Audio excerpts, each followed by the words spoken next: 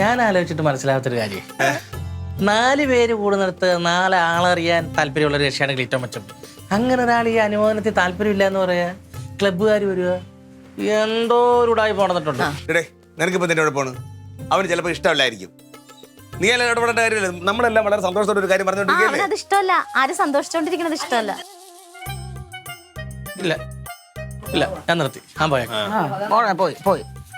പക്ഷെ പിന്നെ വേറൊരു കാര്യമുണ്ട്, ഇവൻ പറഞ്ഞതിൽ കാര്യമുണ്ട്. ഞാനും വിചാരിച്ചു പണ്ടൊക്കെ ഭയങ്കര ഇഷ്ടമാ, പത്രത്തിൽ ഫോട്ടോ ഒക്കെ വന്നാണ്ടാ അതെടുത്തു വെച്ച് എല്ലാരും കാണിക്കും.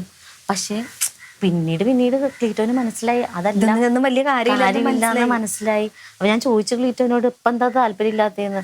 എന്തോ എനിക്കിപ്പോ അതല്ല ഇഷ്ടം. സേവിക്കുക, നാട്ടുകാരെ സഹായിക്കുക, ഇതിന് വേണ്ടിയിട്ട് ഒഴിഞ്ഞു വെച്ചൊരു ജീവിതം.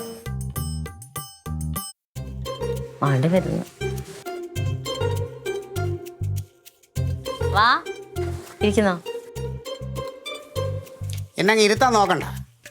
എൻ്റെ കാര്യങ്ങളിൽ എന്തെങ്കിലും തീരുമാനം എടുക്കുന്നതിന് മുമ്പ് എന്നെ വിളിച്ച് ചോദിക്കണം. എൻ്റെ കാര്യങ്ങൾ തീരുമാനിക്കാൻ എനിക്കറിയാം. എന്താ ആ പൂജപ്പുര ക്ലബിൻ്റെ ആൾക്കാരോട് നീ എന്താ പറഞ്ഞ? എന്നോട് സംസാരിക്കാന്ന് പറഞ്ഞു. എന്റെ ക്ലീറ്റോ, നിങ്ങൾ എന്റെ കെട്ടിയോനല്ല. അവര് വന്ന് നിർബന്ധിച്ച ഞാൻ പിന്നെ എന്ത് പറയില്ല, എനിക്ക് സംസാരിക്കാൻ പറ്റില്ല എന്ന് പറയാൻ പറ്റുമോ? ആഹാ, അത് നീയാണോ തീരുമാനിക്കുന്നത്? ഒന്നാമത് ഈ ഇങ്ങനെയുള്ള പരിപാടികൾ അത് പങ്കെടുക്കണമെന്ന് എനിക്ക് താല്പര്യമില്ല. എന്തോ ക്ലീറ്റോ ചേട്ടാ, നല്ല കാര്യമല്ലേ ഇത്? എന്ത് നല്ല ലിലി മോളെ, അതൊക്കെ ആയിരുന്നു ഒരു സമയത്ത്, കുറെ വർഷങ്ങൾക്ക് മുമ്പ്. അന്ന് നമുക്കൊരു അവാർഡ് എന്ന് പറഞ്ഞാൽ അതിനൊരു ഗമ ഉണ്ടായിരുന്നു. ഇന്നിപ്പോ കണ്ട ഈ പറഞ്ഞ തുപ്പണേനും ഒക്കെ അവാർഡ് വാരി കൊടുത്താൽ അതിന്റെ മഹത്വം പോയി. നിന്നെ തേടി വന്നൊരു സൗഭാഗ്യമാണെങ്കിൽ തട്ടിക്കളായിരിക്കുന്നതല്ലേ നല്ലത്. ഇല്ല, നിനക്കിതൊക്കെ ഭയങ്കര സംഭവമായിരിക്കും. എനിക്കിതൊന്നും ഒരു പുതുമയിൽ. ഇനി ഈ അവാർഡ് മാറ്റം നടക്കാനാണെങ്കിൽ എൻ്റെ ഇത്രയും വർഷം അതിനുവേണ്ടി ഞാൻ മാറ്റി വെക്കേണ്ടി വന്നതിനാ. പക്ഷെ അതല്ലമ്മ, എൻ്റെ ഉള്ളിൽ ഇപ്പം എന്താ പറഞ്ഞു കഴിഞ്ഞാൽ ജനങ്ങളെ സേവിക്കുക, അത് മാത്രമേ ഉള്ളൂ എൻ്റെ ലക്ഷ്യം. കേട്ടാ, നീ ഇമാതിരി കാര്യങ്ങൾ തീരുമാനിക്കാൻ എന്നോട് ചോദിച്ചാൽ മതി. എന്നോട് ചോദിച്ചിട്ട് നീ തീരുമാനിച്ചാൽ മതി.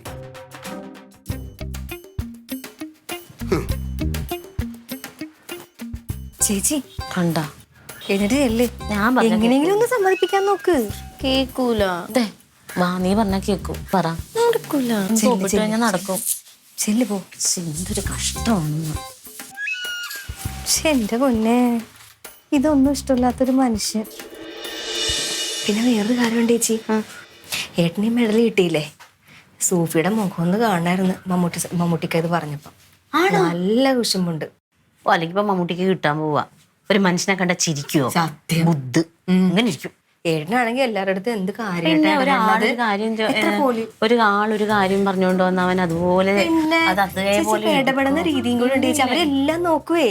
എന്നിട്ട് എന്തേ ഞാൻ ഇന്നലെ ഒരു കാര്യം പറഞ്ഞപ്പോൾ നിങ്ങളല്ലാതെ എന്നെ ആട്ടി ഓടിച്ചു.